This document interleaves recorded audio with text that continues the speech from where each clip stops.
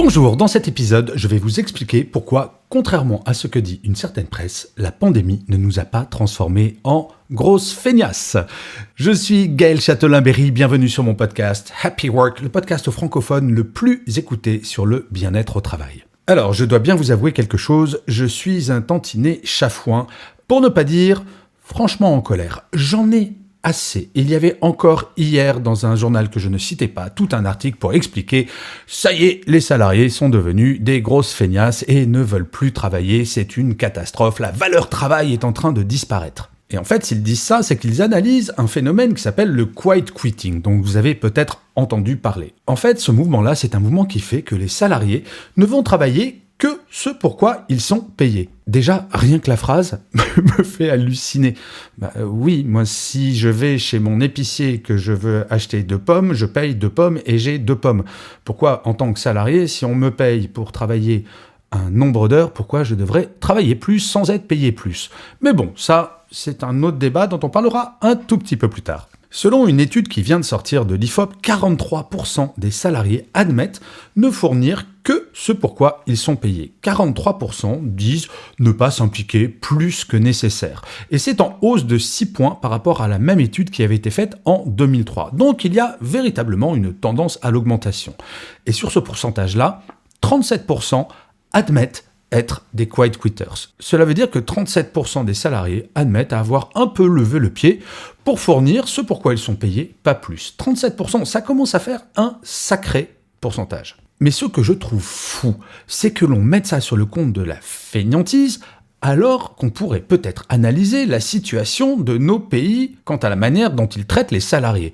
Nous parlons aujourd'hui, dans les pays dits industrialisés, de plus de 10% des salariés qui vont faire un burn-out. 10%, je ne sais pas si vous vous rendez compte, au niveau de la France, cela représente 2,5 millions de salariés qui sont, au moment où je vous parle, en burn-out sévère. L'étude d'empreinte humaine qui est faite très régulièrement a montré que plus de 40% des salariés sont en situation de détresse psychologique, plus de 40% en détresse psychologique.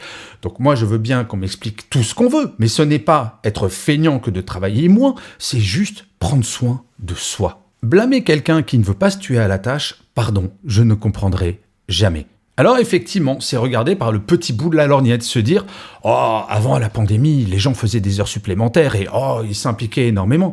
Oui, sauf qu'aujourd'hui, il y a une petite différence, notamment en France. Vous savez pourquoi les gens maintenant refusent de faire des heures supplémentaires, refusent de s'impliquer plus?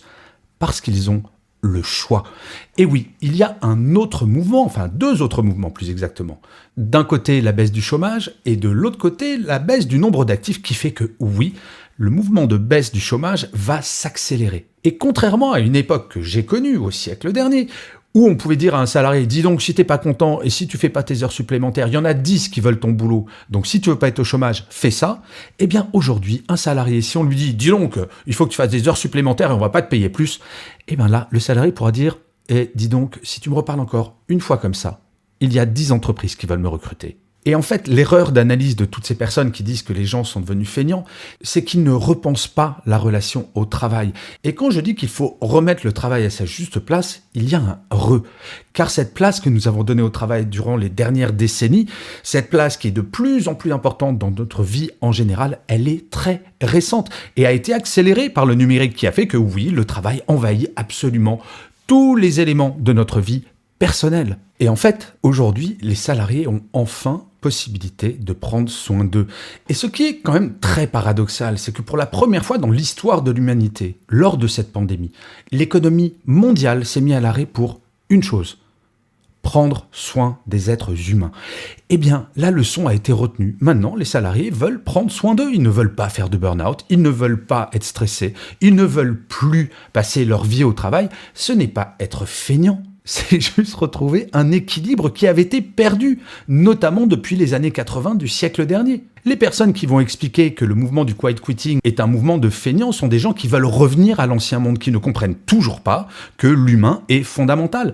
Et si vous pensez que c'est quelque chose de nouveau, eh bien j'engage ces journalistes à relire un livre passionnant qui date du XVIIIe siècle. Ce livre, c'est La richesse des nations, écrit par Adam Smith, l'un des tout premiers théoriciens du capitalisme. Eh bien figurez-vous qu'Adam Smith, au XVIIIe siècle, les amis, 18e, expliquait qu'un patron devait payer pour la santé de ses ouvriers et devait payer pour l'éducation des enfants de ses ouvriers s'il voulait réussir.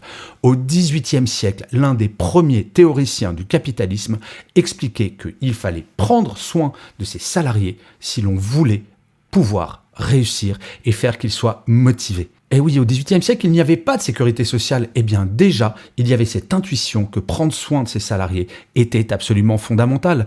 Donc que l'on ne vienne pas nous dire que c'est de la fainéantise que de produire le travail pour lequel on est payé. C'est préserver sa propre santé. Et très franchement, heureusement, je vois des entreprises qui sont vertueuses et qui ont compris ça, et qui réfléchissent par exemple à la semaine de 4 jours, qui mettent des accords de télétravail qui sont très intéressants, qui repensent la méthode de travail en présentiel. Vous savez, je parle à beaucoup de journalistes qui m'expliquent que leur rédacteur en chef leur interdit de faire du télétravail pour écrire un article. C'est-à-dire que les journaux qui vont produire ces articles, qui vont vous expliquer que vous êtes feignant si vous êtes un quiet quitter, en fait, ce sont bien souvent des journaux qui n'ont toujours pas compris que nous avions changé de siècle et que nous revenions à quelque chose peut-être d'un peu plus humaniste. Et ce que je trouve formidable, je suis désolé pour les entreprises qui ne sont pas vertueuses justement, c'est que aujourd'hui, grâce à la baisse du chômage, si l'entreprise ne prend pas soin de ses salariés, le salarié a une super option, partir. Parce que l'étape d'après le quiet quitting, c'est bien entendu de démissionner. Et ce qui est intéressant, c'est que les statistiques ont tendance à montrer que les quiet quitters sont plutôt des seniors et qui vont rester dans l'entreprise parce que c'est vrai, encore aujourd'hui, le marché de l'emploi pour les seniors est un petit peu moins dynamique. Mais écoutez-moi bien, je vous le signe, dans l'année qui vient, cela aura changé.